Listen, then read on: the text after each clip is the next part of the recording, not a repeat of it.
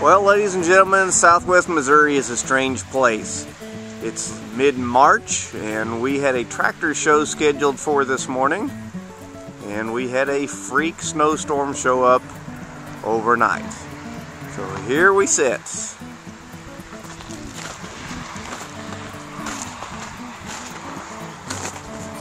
No tractor show today.